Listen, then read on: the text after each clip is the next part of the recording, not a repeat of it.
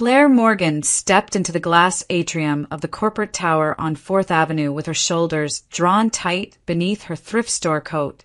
The lobby hummed with the soft rhythm of keyboards, distant phones, and polished shoes gliding across marble.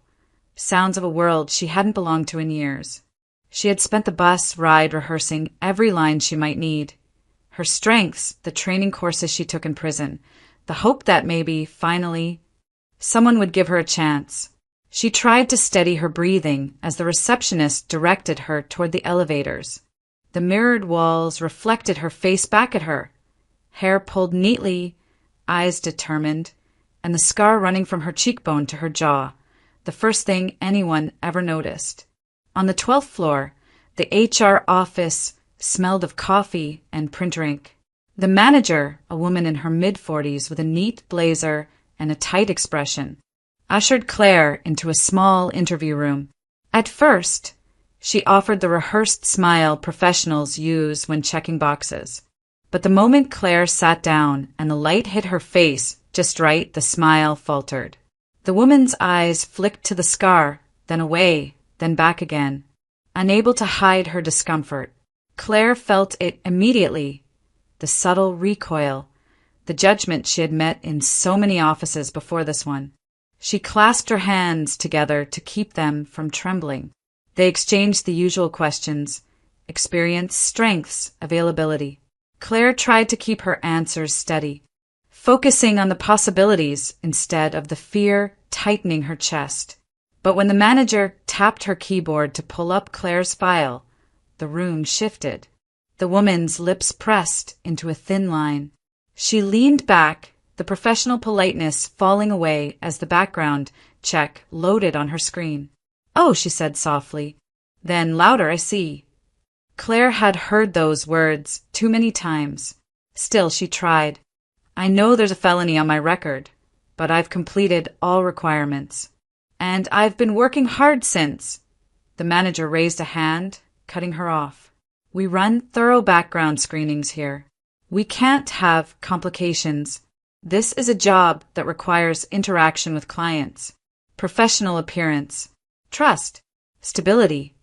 Each word landed with sharp finality. Claire swallowed hard. "I'm trying to rebuild my life. I'm qualified.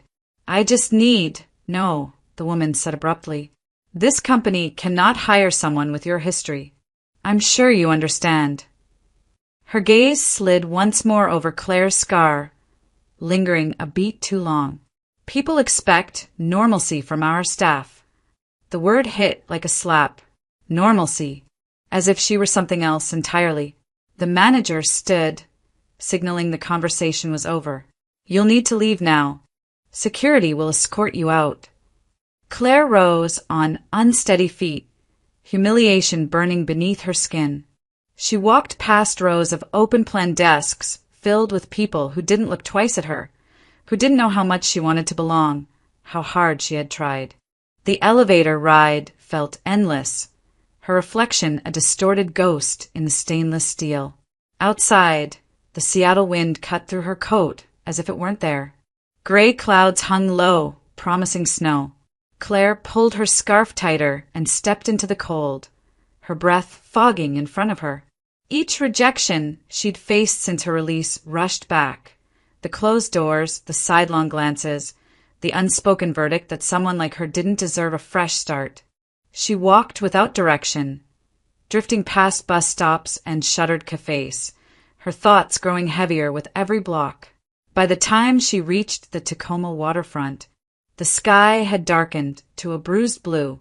Waves slapped against the pier, cold and relentless. Claire stood there, the wind biting at her cheeks, and felt herself sinking deeper into a despair that seemed to stretch as wide as the water before her. ChatGPT to NOI. The wind off Commencement Bay felt sharper near Point Ruston, slicing through Claire's coat as she walked along the quiet stretch of waterfront. The winter light had thinned into a pale, metallic blue, and the boardwalk, usually dotted with families and joggers, was nearly empty. Her thoughts were heavy and directionless, drifting like the mist rising off the water. She didn't notice how close she'd wandered to the edge of the frozen shallows until a sound snapped through the air. A scream. Hi, panicked, unmistakably young. Claire's head jerked up. Several people stood clustered near the ice, phones held aloft. Their breath rose in frantic white clouds as they shouted to one another, but not a single person stepped forward. Claire took a few running steps, her boots skidding on the slick boards, until she reached the railing and saw what they were staring at. A child, no more than 7 or 8, thrashing in a jagged hole where the ice had given way. His gloves slapped desperately at the surface, unable to find purchase. The water churned dark around him, swallowing his cries each time he slipped below the rim. "Somebody call 911!" a woman shouted, gripping her phone but not moving an inch. "He's going under!" another man yelled, still filming. Claire didn't think, her body simply moved. She vaulted over the low railing and dropped onto the packed snow at the shoreline. Her breath punched out of her lungs from the shock of the cold, but her legs kept going. The ice groaned under her weight as she crawled forward, spreading her body to distribute the pressure. The cracks spidered outward with every shift of her elbows. "Stop! You'll fall in too!" someone behind her cried. She ignored them. The boy's mittened hand slipped beneath the surface. Claire forced herself faster, her palms burning against the ice, heart hammering so violently she thought it might burst.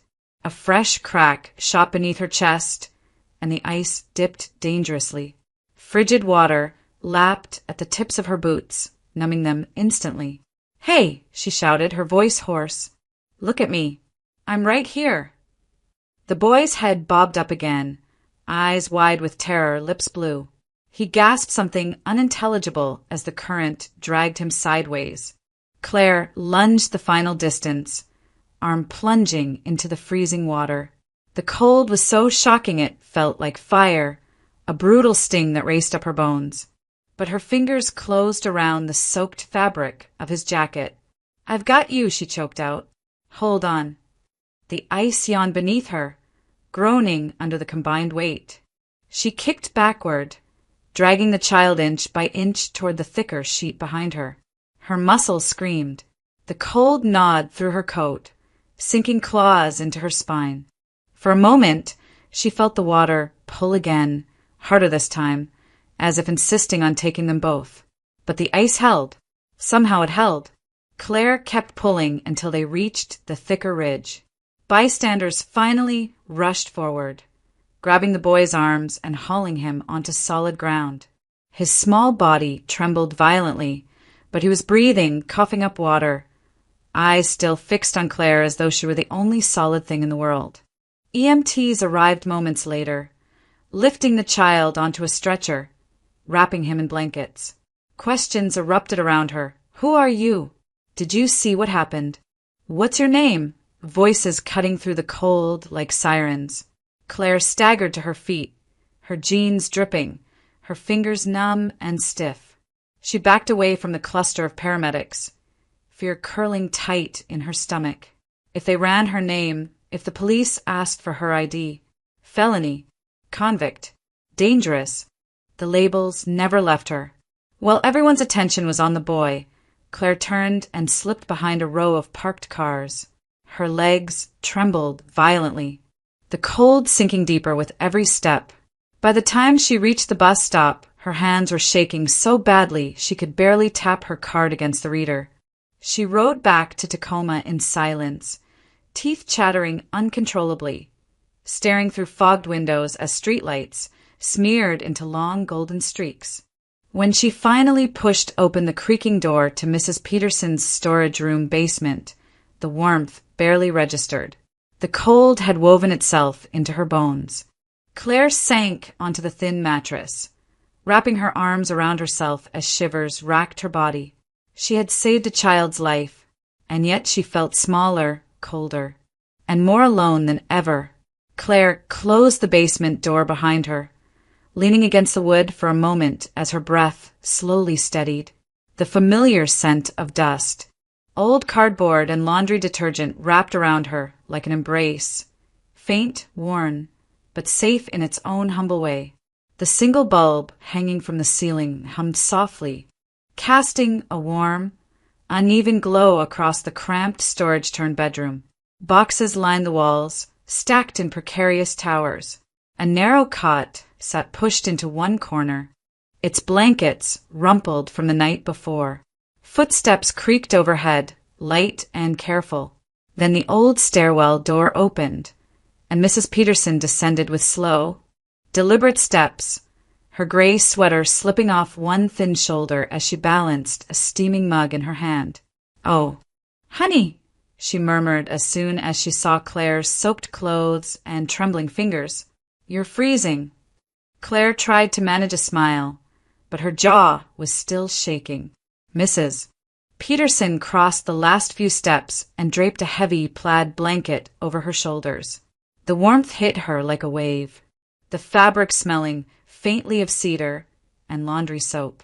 She guided Claire to sit on the cot and press the mug into her hands. "Tea with honey," she said softly. "Drink slowly or you'll make yourself sick." Claire nodded, wrapping both palms around the cup to soak in as much heat as she could. The steam rose into her face, thawing the numbness from her cheeks. Mrs. Peterson sat beside her, close enough that their shoulders touched, but quiet enough not to push for answers. She had always been like that, kind in ways that didn't demand anything in return. "I'm okay," Claire whispered eventually, though the words didn't feel true. Mrs. Peterson only squeezed her arm gently before standing to fetch another blanket. Claire watched her go, the soft shuffle of her slippers fading as she climbed the stairs. Then the room fell into a deep, hushed stillness, and in that silence the past crept forward. It started with a smell, smoke, thick and acrid, filling her lungs like it had all those years ago. Claire closed her eyes, and the basement dissolved. She was 5 again, small and curled on a thin mattress in a cluttered living room that reeked of beer and wood stove ash. Her father's angry shouting rattled the walls. Bottles clinked. Something crashed, and her mother yelled back, her voice cracking like brittle glass.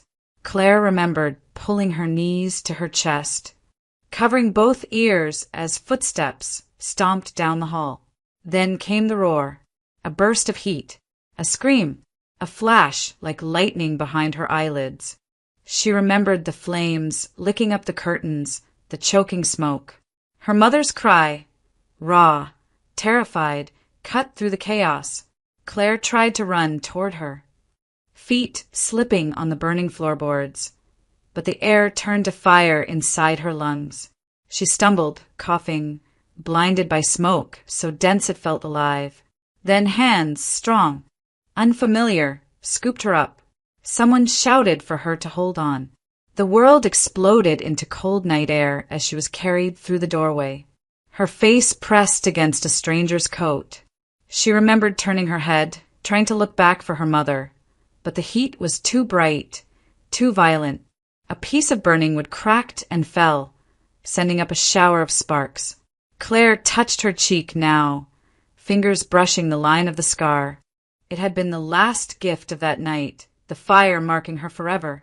She remembered the rest with numb clarity, the ambulance, neighbors staring, the police talking in low voices. Her father vanished into the dark, stumbling away in a drunken haze. Her mother never walked out of that house again.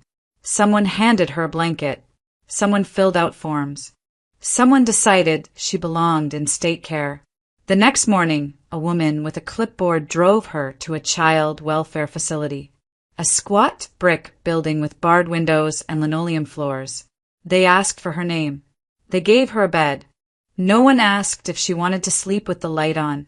Claire opened her eyes, the memory dissolving like smoke against the dim basement light. She pulled the blanket tighter around herself and exhaled shakily. Mrs. Peterson's footsteps returned upstairs, the sound grounding her back into the present.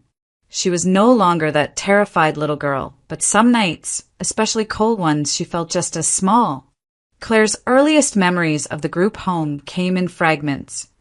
Shoes squeaking on linoleum floors, the metallic slam of doors, the constant hum of fluorescent lights that never seemed to go fully dark. But the sharpest memories were of voices, children's voices, cruel ones. She arrived at 8 years old, clutching a plastic bag with second-hand clothes and a threadbare teddy bear someone handed her at intake. A staff member walked her through the halls like she was just another file to be sorted. When the dormitory door opened, a dozen children turned to look at her. It took only 3 seconds for the whispers to start. Does her face look like that for real? Ew. What happened to it? She looks like something melted. By the 3rd day, she had a nickname, Burn Girl. By the end of the first month, they had several more. Melted Face, Ash Baby, Torchy. Some were whispered with pity. Most were spat with the vicious delight only children can possess. The adults, overworked, underpaid, rarely stepped in unless a fight broke out. And Claire quickly learned something about fights. She never won in the eyes of the staff, even when she hadn't thrown the first punch. The first time she fought back. She was 10. A girl older and taller than her cornered her in the hallway, blocking the path to the cafeteria. "Hold still," the girl taunted, waving a lit match. "Let's see if you burn again." Fear lit every nerve in Claire's body. She slapped the girl's hand away and shoved her with both palms. The older girl stumbled and fell, but staff rounded the corner just in time to see Claire standing over her. She spent the night in the cool-down room, a euphemism for solitary. The bullying didn't end, it simply evolved. Kids started testing her, pushing her, poking at the wound beneath her skin. And little by little, fear curdled into something harder. One afternoon at 12, a group of boys snatched her teddy bear and tossed it across the rec yard like a football. She chased them until her lungs burned, until her legs shook, until she finally caught one off guard and tackled him to the gravel. She didn't punch him. She didn't kick. She simply held him down and screamed until a staff member dragged her off and scolded her for instigating violence. Instigating. That word would follow her through the rest of her adolescence. Every time she defended herself, every time she refused to cry or beg, the staff labeled her something new: combative, hostile, volatile. Her file filled with notes and warnings, none of which mentioned the taunts, the stolen clothes, the spitballs, the late-night whispers that she should have died in the fire like her mother. Claire stopped reporting anything. It never mattered. By 16, she had learned timing, when to hit back, when to walk away, when to sleep with her shoes on in case someone tried to drag her out of bed. She learned that keeping her back to the wall meant fewer surprises. She learned that a girl who doesn't flinch can scare even the bravest bully. And she learned that in a place where everyone is broken, kindness is often seen as weakness. College brochures that other kids received never came to her. No foster families were recommended. When she asked about her future, a caseworker once shrugged and said, "Kids like you age out. Just keep your head down." On her 18th birthday, they handed her a duffel bag, a packet of paperwork, and a list of shelters she could try. No cake, no goodbye party. No one hugged her. No one offered a ride. "Good luck," the supervisor said as she signed the last form. "Make smart choices." Claire stepped out into the world with no family, no savings, and nowhere to sleep. But she carried something else, something forged through years of ridicule and survival. She knew how to endure. Claire's life on the outside unraveled faster than she ever imagined. At first, she tried the shelters on a list the group home handed her, but beds were scarce. Lines were long, and the wait lists were months deep. She spent her nights riding city buses until drivers forced everyone off at the last stop. Some nights, she slept behind buildings in downtown Tacoma, curling into her jacket as if it could shield her from the cold. After a week of this, she met them. 3 teens huddled around a barrel fire behind an abandoned textile warehouse near Hilltop. They looked older than her, but not by much. Rough around the edges. Street-tired, suspicious of everyone. But when one of them noticed the duffel bag she carried and realized she didn't belong to anyone, they exchanged glances. A silent decision seemed to pass between them. "You're new," said the tallest, a girl with a shaved head and a lip ring. "Got a name?" "Claire." "You got somewhere to go tonight, Claire?" When she hesitated, the girl smirked. "That's what I thought." And just like that, Claire had a place, if not a home, then at least a roof. The warehouse they squatted in had broken windows, moldy insulation, and layers of graffiti. But it also had a mattress padded with blankets, shared food, and people who didn't flinch when they saw her scar in their eyes. Her scar wasn't something to mock, it was an asset. "You look like someone who doesn't take crap from anybody," one boy said, handing her a chipped mug of instant coffee. "People will move out of your way." It wasn't long before they showed her how they survived. Shoplifting food, stealing abandoned bikes, and reselling the parts. Breaking into parked cars for loose change or phone chargers. Small things at first. Quick, quiet, desperate. Claire hated the feeling of taking things. But hunger didn't leave room for pride. And for the first time in her life, people were teaching her instead of tormenting her. "Use the scar," the shaved-head girl instructed one night outside a convenience store. "Don't cover it. Own it. People get nervous. Nervous people don't look closely at anything."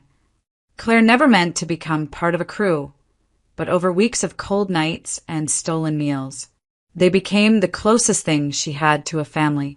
They looked out for her. They taught her how to look out for herself. Then came the night everything went wrong. It was supposed to be simple. Break into a suburban garage, grab tools and electronics, get out. They'd watched the house for days. No lights turned on after 9 p.m. No cars in the driveway. The perfect target. But someone made a mistake. The house wasn't empty. The moment they stepped inside the garage, a door swung open and two silhouettes appeared. Two men, both in their mid-30s, both wearing GI pants and open martial arts jackets. Hands wrapped, muscles flexed from hours of training. The teens froze. Claire's heart slammed against her ribs. "What the hell are you kids doing?" one of the men said, stepping forward with controlled precision. Fear surged. Someone behind Claire shoved her, yelling, "Run!" Panic exploded. A toolbox clattered to the floor. The men shouted commands. The teens scattered. Someone grabbed Claire's sleeve. She tore free and sprinted into the dark, lungs burning, gravel slicing through her shoes. But trained martial artists didn't chase like frightened homeowners. They pursued with focus, strategy, and endurance. By sunrise, the police already had descriptions. By noon, the teens were arrested one by one. Claire held out the longest, hiding in alleys and abandoned buildings. But hunger eventually drove her into a convenience store where officers recognized her scar immediately. At the precinct, detectives questioned her for hours. "Tell us who you were with. Give us names. We know you're not the ringleader." Claire stayed silent. She wasn't going to be the reason anyone else went down. Not after the group took her in, fed her, sheltered her, her public defender. Exhausted and juggling far too many cases, finally said, "The best option is to take a plea. First time adult offense. Burglary in the second degree, possible leniency." Leniency. She didn't feel lenient when the judge pronounced her sentence. 3 years in the Washington Corrections Center for Women. As the gavel fell, Claire didn't cry. She didn't beg. She didn't look at the courtroom. She just thought of the group home, the warehouse, the freezing streets of Tacoma, and wondered, not for the first time, whether she had ever stood a chance at all. Claire walked out of the Washington Corrections Center for Women with nothing but a trash bag, thin, crinkled, and barely holding the few items she'd collected during her sentence.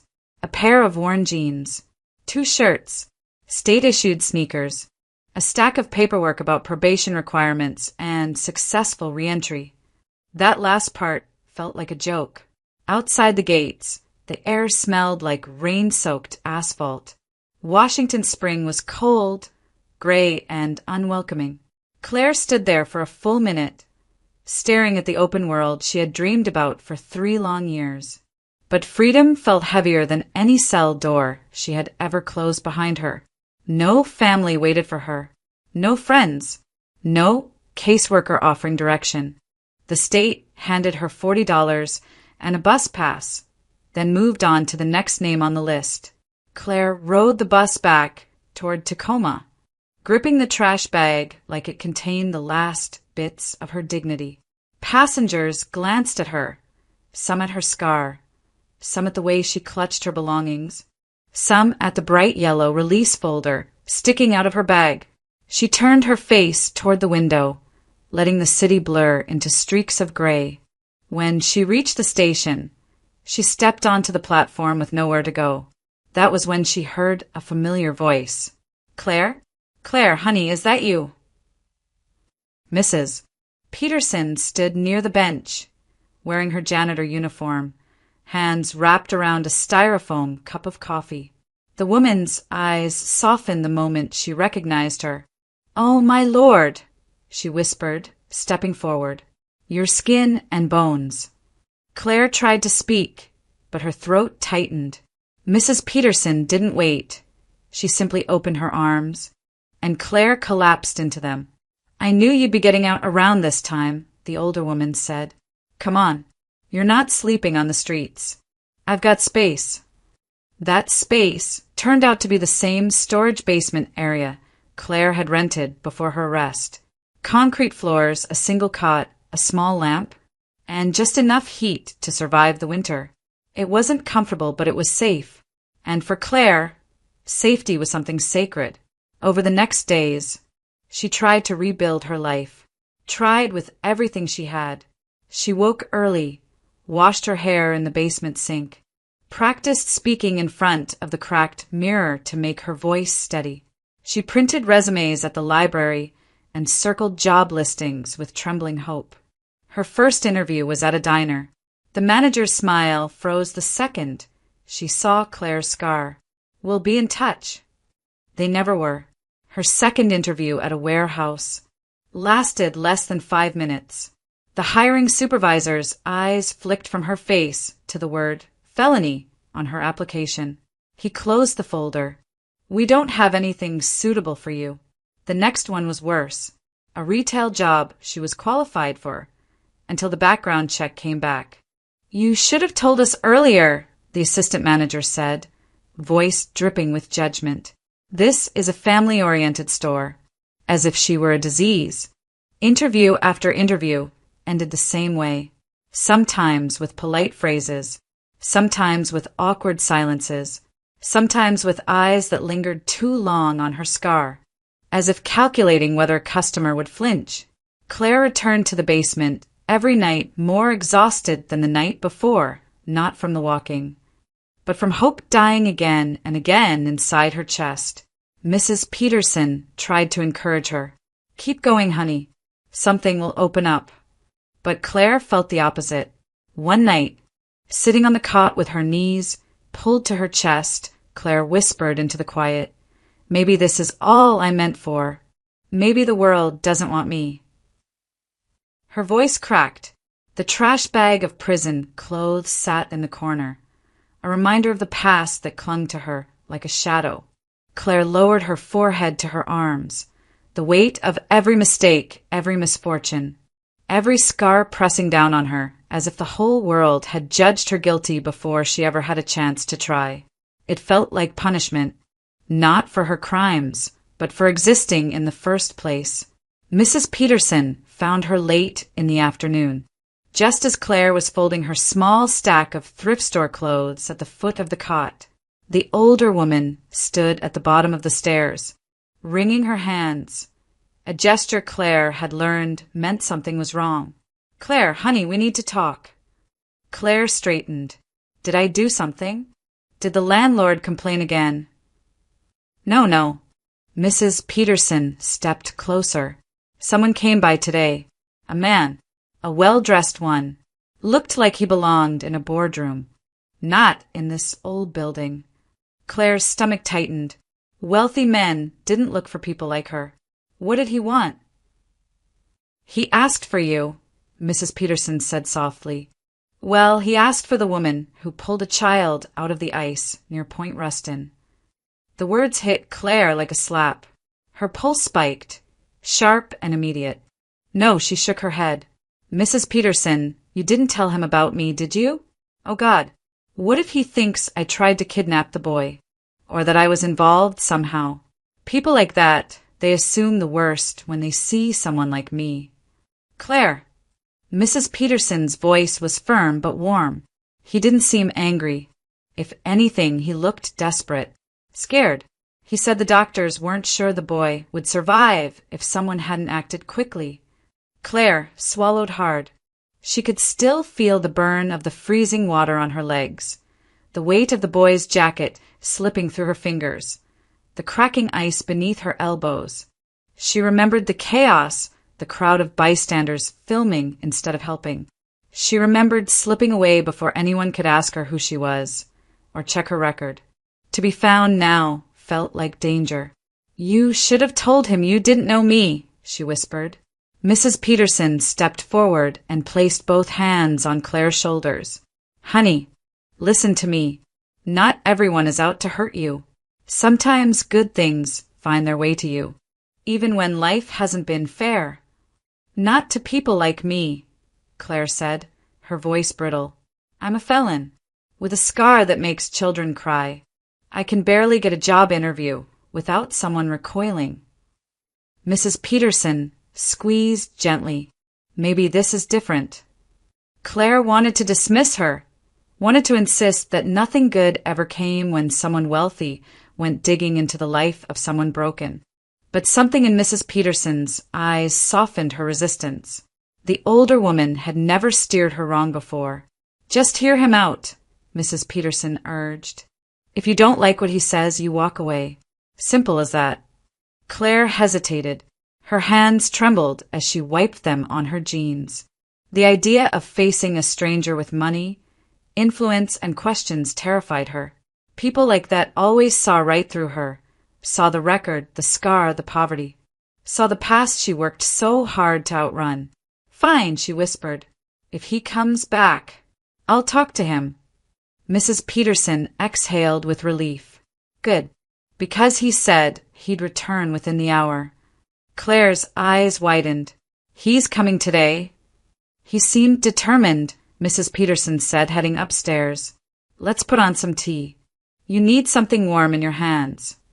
Claire barely had time to steady her breathing before she heard a knock. Firm, controlled, echoing down the basement steps like a summons. Mrs. Peterson opened the door, and a tall man stepped inside. He carried grief like weight, a charcoal wool coat, polished shoes that didn't belong in this part of Tacoma, dark hair touched with early gray, and eyes that scanned the dim basement with tense purpose. When his gaze landed on Claire, something inside him stopped. Not fear, not revulsion. Shock. Raw, unmistakable shock. She watched his expression change the moment he saw her scar, his breath catching, his composure flickering. His lips parted as if he had forgotten what he came to say. Are you, he began, voice rough. Are you the woman who saved my son? Claire froze. Mrs. Peterson looked between them, and Dr. Patrick Hale, elegant, controlled, grieving, stood there speechless, unable to reconcile the truth before him. The stranger who had risked her life for his child was a young woman marked by fire, by hardship, by survival. And yet she stood taller than he expected, stronger than she believed. He had imagined a hero. He never imagined her. Patrick insisted on driving her himself. Claire sat rigid in the passenger seat of the black SUV, hands folded tightly, eyes fixed on the blur of Seattle, giving way to the quiet affluence of the East Side. Medina was a world she had only glimpsed from afar, a place where houses weren't really houses but estates, where gates whispered open at the touch of a remote, where lawns looked trimmed with surgical precision. When the SUV turned into a long, winding driveway lined with pine trees, Claire's breath caught. The Hale estate appeared through the branches, like something out of a magazine, glass, cedar, and stone overlooking the shimmering expanse of Lake Washington. Claire felt underdressed, out of place, wrong in 100 ways she couldn't articulate. Patrick parked and stepped out. Claire hesitated before following. The air smelled like winter and lake water, crisp enough to sting. "You're safe here," Patrick said gently. "Come inside, please." She wasn't sure she believed him, but she followed anyway. Inside the foyer, warmth enveloped her. The house was expansive yet quiet, every sound softened by thick rugs and high ceilings. Large windows framed the water, with a gray sky reflected in soft ripples. It felt like walking into someone else's life. Someone polished, someone whole, not someone like her. Before she could steady herself, rapid footsteps echoed from the hallway. A boy, small, dark-haired, with a bandage peeking from under his cap, raced toward them. His eyes were wide and wet, his breath hitching in excitement. And then he saw her. "Mommy!" the child cried, running straight to her. Claire froze as if struck. He flung his arms around her waist, clutching her with desperate relief, burying his face into her coat like he'd been waiting for her all his life. Claire's heart stopped. Patrick rushed forward. "Ethan, no, buddy, wait." But the boy held tighter. "Mommy, you came back," he whispered, voice trembling. "I knew you would." Claire's hands hovered uselessly in the air. Her throat closed. Her entire body felt wrong, shocked, paralyzed, drowning in confusion. I'm not," she stammered. But the child sobbed harder, clinging to her. Patrick gently pried Ethan away, lifting him with practiced tenderness. "Ethan, sweetheart, this isn't, she's not, but she is," Ethan insisted, hiccuping. "She looks like Mommy. She smells like her. Daddy, it's really her." Claire stumbled back, one hand pressed to her stomach as if steadying herself. She didn't understand, couldn't understand. She'd never seen this boy before in her life. She'd never been a mother, never had a family. Why would he think? Patrick swallowed hard. Let's go inside. Claire, please." Still shaking, Claire allowed herself to be guided into the living room. The boy stayed behind with a nanny who hurried in from the hall, leading him gently away despite his cries. The living room overlooked the lake, furnished with soft whites and deep blues. Everything felt elegant, curated, untouched by struggle. Claire stood awkwardly near the fireplace, trying to breathe. That was when she noticed the digital photo frame on the mantel, its soft glow cycling through a series of images. Images of a woman with long chestnut hair, warm eyes, a gentle smile, and a face nearly identical to Claire's. Claire froze. The room tilted. Her knees weakened. The woman in the photos was beautiful, radiant, unscarred. She stood beside Patrick in wedding photos, held Ethan as a newborn, laughed at the camera from beaches and holiday mornings. Veronica Hale. Her name appeared beneath a birthday photo in elegant cursive. Claire's pulse roared in her ears. She and this woman could have been twins. "Why?" Claire whispered, unable to drag her eyes away. "Why do I look like her?" Patrick's jaw worked, his composure cracking for the first time since she'd met him. He ran a hand through his hair, pacing once before stopping in front of her. "I didn't believe it until now," he said quietly. "I thought the bystanders were exaggerating. The EMTs said Ethan kept calling his rescuer Mommy, but I assumed grief, trauma, confusion." His gaze lifted to her face, her scar, her eyes, her trembling breath. "But seeing you here," he whispered. "Good God, Claire." Her knees nearly buckled. "This is insane. I'm not her. I've never met you. I'm not. I can't be. You're not," he said quickly. "I know that.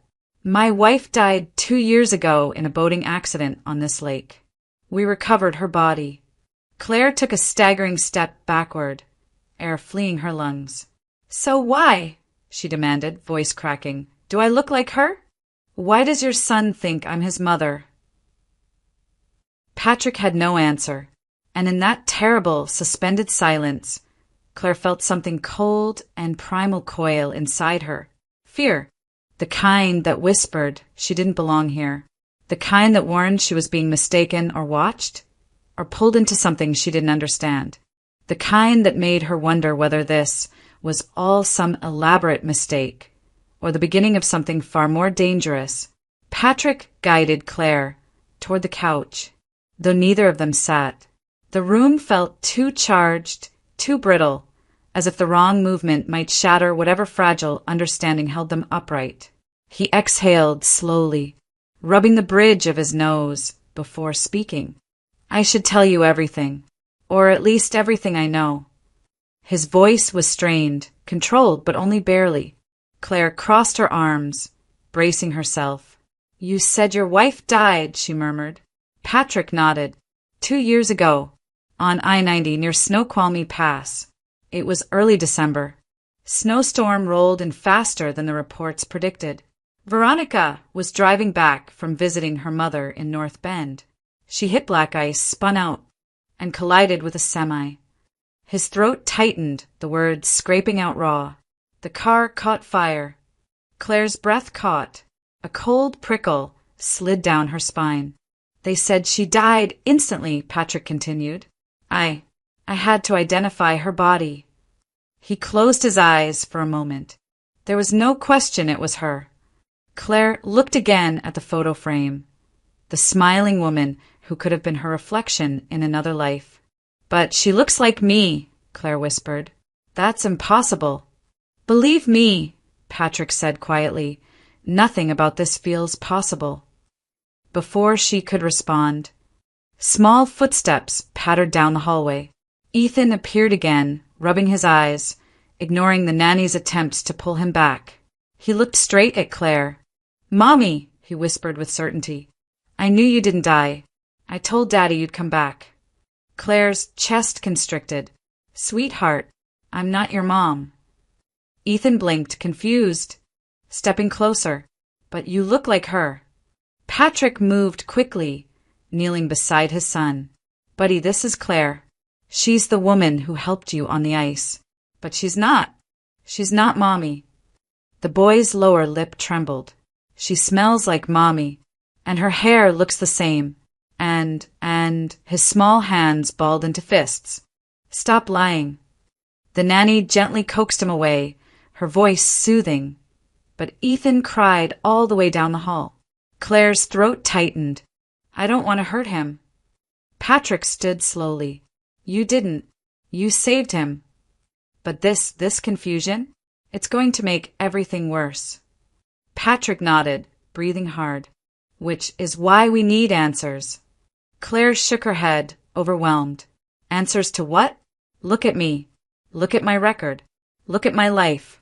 There's nothing mysterious about it. I grew up in state care. I've never met your wife. I've never met you. I've never even been to North Bend.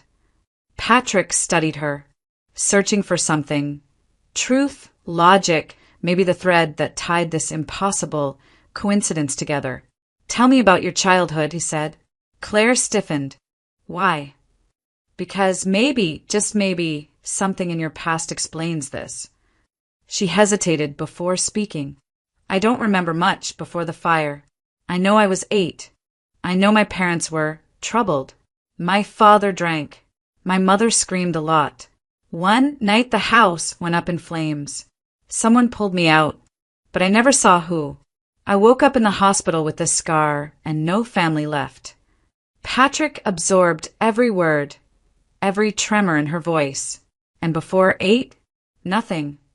Just flashes, she whispered. A hand, a voice, orange light. I don't know what's real.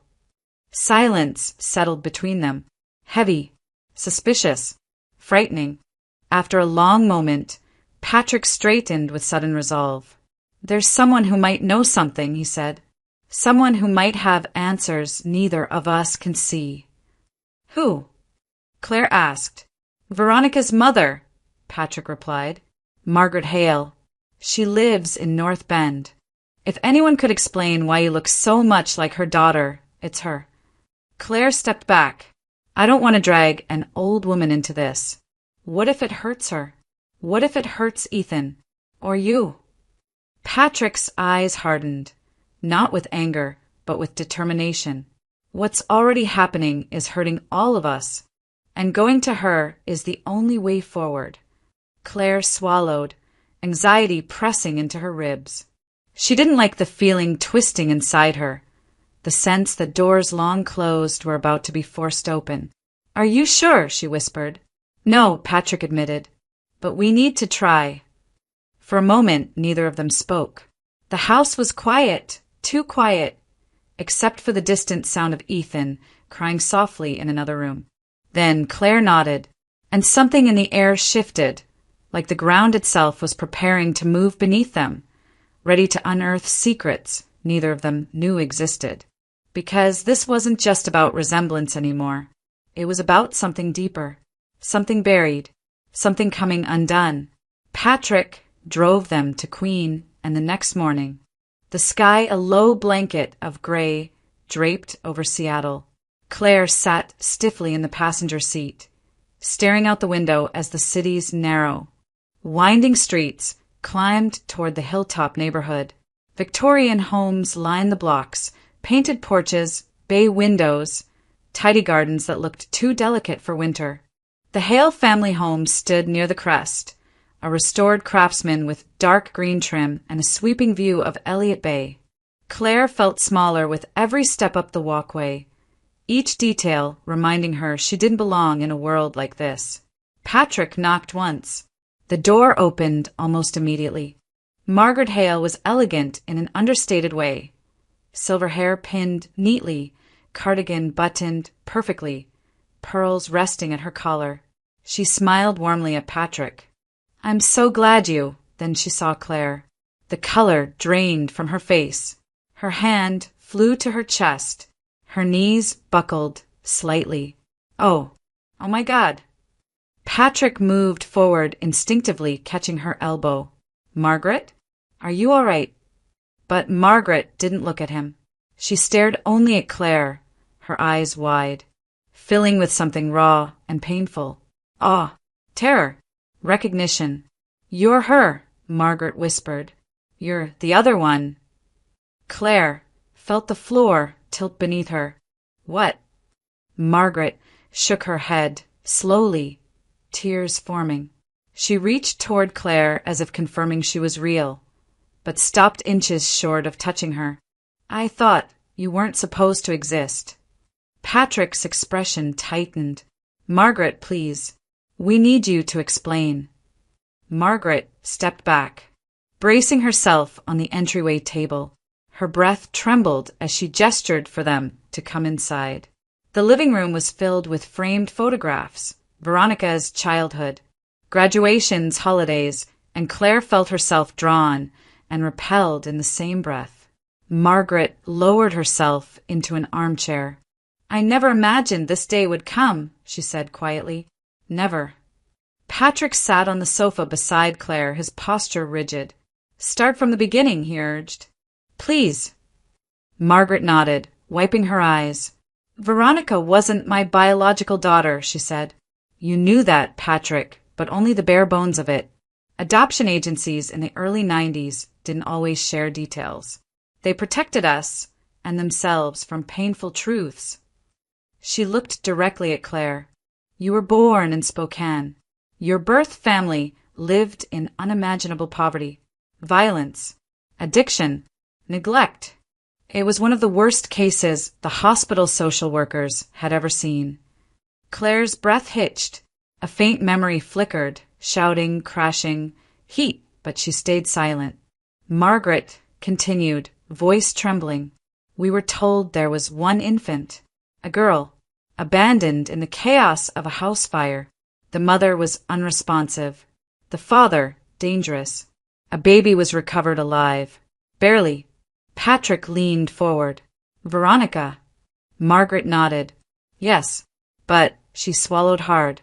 It wasn't until years later, through whispers, old paperwork, and a nurse who finally spoke, that I learned the truth. She looked at Claire as if she were something sacred. There were 2 babies. The words landed like a blow. Claire blinked. 2. Twin girls, Margaret whispered. But only one, only Veronica, was brought to us. The other was missing. They thought she died in the fire. The conditions were horrific. The rescue chaotic. The records inconsistent. Claire felt her pulse hammer in her skull. You, Margaret said softly, must have been the baby left behind. Claire's throat closed. Left behind, she repeated, barely audible. Patrick stared at Claire in stunned silence, connecting dots he didn't know existed. Margaret covered her mouth with shaking fingers. When I saw you standing there, I knew instantly. The same eyes, the same cheekbones, the same frame. You're her twin. You're Veronica's sister. Claire's vision blurred. A wave of dizziness washed over her. She grabbed the edge of the sofa, grounding herself. A twin she never knew existed. A mother who left her. A fire that almost killed her. A family that took only one child and left the other to fate. Patrick finally found his voice. We need to confirm this. Immediately. He rose, pulling out his phone with shaking hands. I know a private geneticist in Bellevue. We can get an emergency test today. Claire stared at the photos around her, Veronica's life, her smiles, her milestones, and felt the sharp ache of being both connected and utterly foreign to all of it. Patrick looked at her gently. Claire, will you agree to the test? She nodded slowly. She didn't trust her voice enough to speak. Margaret reached for her hand at last, her grip trembling. You were never supposed to be forgotten, she whispered. You were never supposed to be lost. Claire didn't feel comforted. She felt hollow, exposed, balanced on the edge of a truth that threatened to rewrite her entire existence. And somewhere deep inside, a new fear formed. What else had been taken from her the night the fire stole her past? The DNA results came back faster than any of them expected. Patrick had insisted on an expedited panel, the kind reserved for urgent legal matters or hospital crises, and the geneticist in Bellevue owed him more than one favor. Still, Claire's hands trembled as she opened the envelope in Patrick's car, parked along the quiet curve of Lake Washington Boulevard. She didn't read scientific language well, alleles, loci, probability ratios, but the summary was impossible to misunderstand. Probability of shared parentage, 99.998%. Patrick exhaled sharply. Margaret pressed a trembling hand to her mouth. Claire stared at the paper until the ink blurred. Veronica Hale wasn't merely her look-alike. Not a coincidence. Not some strange twist of fate. She was her twin, her mirror, her stolen other half. The truth settled over her like warm weight and cold shock all at once. She didn't know whether to cry, scream, or run. They didn't ask her to do any of those. They simply took her home. When they walked into the Hale estate again, Ethan sprinted across the foyer before the nanny could hold him back. He stopped just short of tackling Claire, small arms reaching. Eyes huge and hopeful. Are you my mommy now? He whispered. The question broke her heart in one clean slice. Patrick knelt beside him immediately. No, buddy. Claire isn't mommy. She's, he hesitated, choosing words that wouldn't confuse the boy further. Mommy's sister. Your Aunt Claire. Ethan blinked, processing. So she's family? Patrick nodded. The boy threw his arms around Claire's waist, tight, fierce, warm. Auntie Claire, he said into her coat. I like that. Claire closed her eyes, steadying herself. She had never been anyone's family before, never been claimed, never been wanted. Hi, kiddo, she whispered, hugging him back. At dinner that evening, Patrick pulled her aside. He looked exhausted, grief-worn, but hopeful for the first time since she'd met him. "You don't have to decide anything right now," he said. "But if you're willing, you're welcome here, at least for a while. Ethan already feels connected to you, and I don't want you going back to a basement after everything you've been through." Claire crossed her arms, suddenly self-conscious. "I don't want to intrude." "You're not intruding," Patrick said gently. "You're family." Family. The word felt foreign on her skin. Before she could answer, Margaret stepped softly into the room. Her eyes were kind but weighted with something deeper. Hope, guilt, longing. "Claire," she said, voice trembling, "may I speak with you?" They sat together in the sunroom, where soft shadows stretched across polished floors, and a faint breeze slipped through cracked windows. Margaret clasped Claire's hands, studying her face with a tenderness that made Claire's throat tighten. "I want you to hear this without obligation," Margaret began. "I love Veronica with all my heart, but I would have loved you too if I had known, if I had been given the chance." Claire's breath shook, but she stayed silent. Margaret continued softly, "I know your scar is part of your story, part of the fire that nearly took you. But I've spoken to a reconstructive surgeon, a close friend of the family. Your scar can be softened, reshaped, not to erase who you are, not to hide what you endured, but to free you from the pain it still causes." Claire swallowed hard.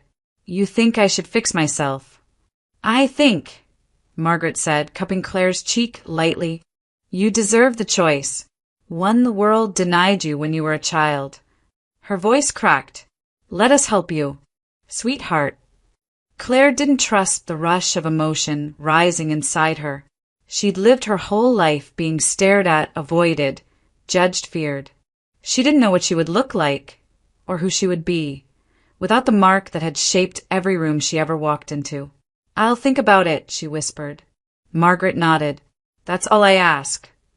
2 weeks later, after consultations, evaluations, and long nights of fear she never admitted aloud, Claire found herself lying in a surgical bed at a private clinic overlooking the Sound. Patrick was there when she went under. Margaret held her hand.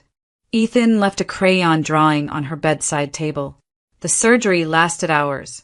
When Claire finally woke, groggy and disoriented, a nurse adjusted her bandages and handed her a mirror.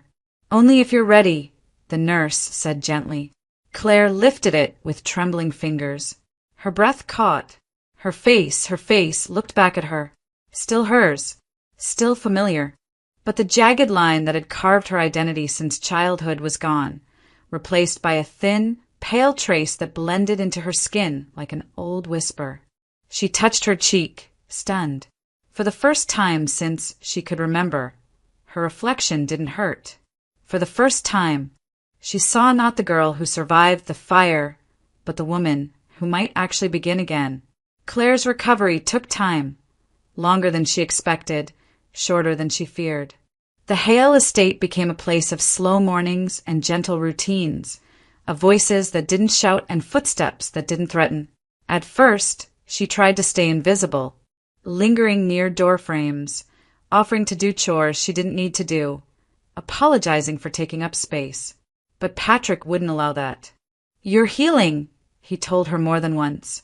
"You're allowed to exist." And Ethan didn't give her a choice. He followed her everywhere. If she sat on the porch, he curled beside her with a book. If she walked the garden paths, he held her hand, telling her everything about school, baseball, and the dreams he remembered of his mother. If she made breakfast, he climbed onto a stool to help, flour dusting his sleeves like confetti. "Auntie Claire, watch," he'd shout from the yard, kicking a soccer ball or showing her a stick he swore was magic. For the first time in her life, someone was happy, truly happy, just because she was there. Patrick noticed it too. Their connection grew slowly, respectfully, with careful attention to boundaries neither of them had words for. He never pushed, never made assumptions, never treated her as an echo of the woman he'd lost. Instead, he looked at her as Claire, someone who had survived, someone who had been found, someone who was building her life piece by piece. Late at night, when the house was quiet, they sometimes talked in the kitchen over mugs of herbal tea. Not about romance or what-ifs, but about grief, childhood stolen, second chances carved out of pain. "It's strange," he said one evening, staring out the window at the moonlit lake. "Losing Veronica felt like losing the world. But finding you, it feels like the world rearranged itself." Claire didn't know how to answer. She simply placed her hand beside his on the table. Not touching, just close enough to say, "I'm here too." Healing came in small gestures. Then, one afternoon, while returning from a grocery run, Claire saw Mrs. Peterson standing outside the building where the basement room once housed her life. The older woman leaned against her mop handle, shoulders slumped. Exhaustion etched into her posture. She looked older, tired, alone. Claire didn't think. She simply called Patrick. "You said you own some coastal properties. Do you still have that small one near ocean shores? The one you said no one uses?" "Yes," he said. "Why?" "Because I know someone who needs it." 3 days later, they drove Mrs. Peterson to the little cedar cottage overlooking the dunes. Wind chimes hung from the porch. A pale blue door, a garden overgrown but brimming with possibilities. Mrs. Peterson covered her mouth the moment she saw it. "Claire, no. No, honey. This is too much." "It's not," Claire said softly. "You saved me when you didn't have to. Let me do the same for you." When Mrs. Peterson hugged her, tight, trembling, grateful, Claire felt something shift inside her. A knot she'd carried for years loosened. She wasn't a burden anymore. She wasn't a charity case. She wasn't someone the world tossed aside. She was someone who could give back. Someone who could love and be loved. Someone who had a place. Back at the Hale estate, she stood in the yard watching Ethan chase a kite across the lawn. The wind carried his laughter all the way to where she stood. The grass brushed against her ankles, soft and cool. The lake shimmered behind him, sunlight breaking through the clouds like it had been waiting for this exact moment. Patrick stepped beside her, hands in his pockets. "He adores you," he murmured.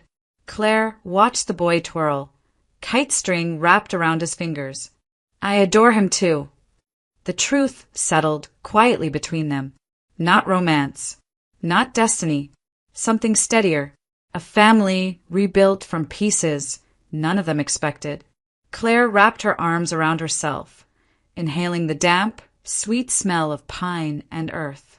Her life had been a labyrinth of loss, fires, institutions, violence.